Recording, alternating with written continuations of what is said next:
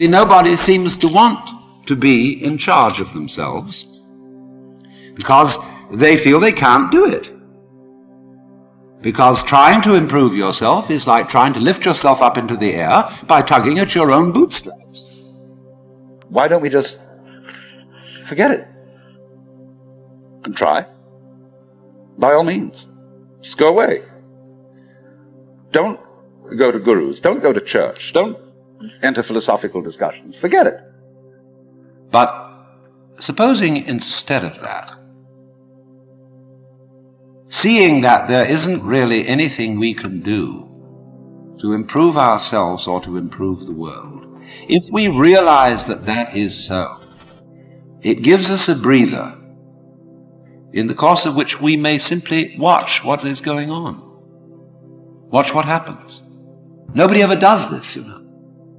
And therefore, it sounds terribly simple. It sounds so simple that it looks as if it isn't worth doing. But you ever just watched? Watch what's happening and watch what you are doing by way of reaction to it. Just watch it happen. And don't be in a hurry to think you know what it is. In other words, people look at say, oh, that's the external world. Oh? How do you know? This real world is not spiritual. It is not material. So, could we look at things in that way?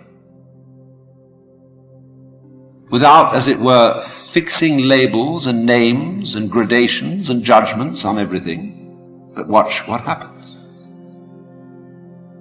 When you are in this way freed from busybodiness and being out to improve everything, that your own nature will begin to take care of itself. Because you're not getting in the way of yourself all the time. You will begin to find out that the great things that you do are really happenings. No great genius can explain how he does it. The fellow does something we can't understand. He surprises us. But you see, just in the same way, we cannot understand our own brains. Neurology knows relatively little about the brain, which is only to say that the brain is a lot smarter than neurology. And all growth, you see, is fundamentally something that happens. But for it to happen, two things are important.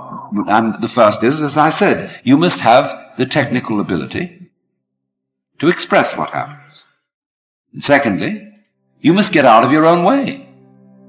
But right at the bottom of the whole problem of control is, how am I to get out of my own way?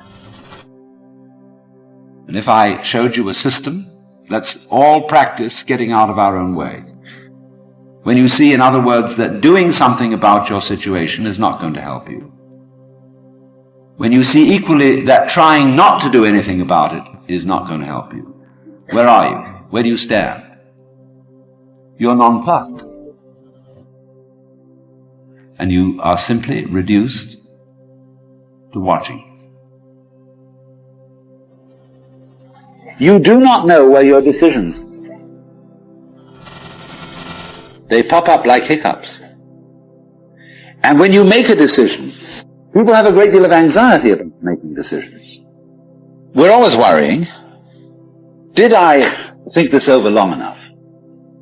Did I take enough data into consideration? And if you think it through, you'll find you never could take enough data into consideration. The data for a decision in any given situation is infinite. And so we are always in a dither of doubt as to whether we're behaving the right way, doing the right thing, and so on and so forth, and lack a certain kind of self-confidence. And if you see you lack self-confidence, you will make mistakes through sheer fumbling. If you do have self-confidence, you may get away with doing entirely the wrong thing. Because you see, choice in this sense is not quite the same thing as decision. Now, in this way, we think about thinking, we worry about worrying, and then when that really gets bad, you worry because you worry about worrying. The human mind is a feedback system. feedback has a peculiar susceptibility to nervousness. Choice means dithering. You know, there are some people who, before they start to write something down, they wiggle their pens a little. The pen dithers over the paper, and then they start to write. And so in the same way, a lot of people constantly in the life situation, they dither, because that dithering is anxiety. Doing as you will isn't a new kind of behavior that you suddenly put on and say, from now on I'm going to go around doing as I will. You have to realize first that that's what you've always been doing. So then, you get in the state of liberated or mystical consciousness, you very often feel that a hill is lifting you up as you walk up it. The ground seems to heave beneath your feet, and up you go. And you get this strange feeling of lightness, of effortlessness. Walking on air, never a care, you know.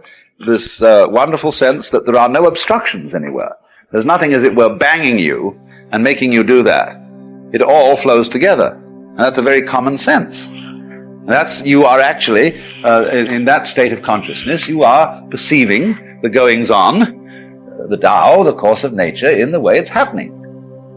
But in the ordinary way, you've been conditioned to resist it, to fight it, and to use those sensations of resistance to create a sensory basis for what you describe as the ego. You have to regard yourself as a cloud in the flesh. Because you see, clouds never make mistakes.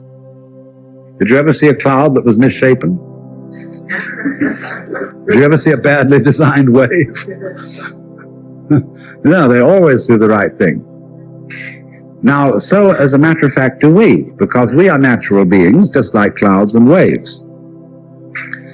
Only we have complicated games which cause us to doubt ourselves.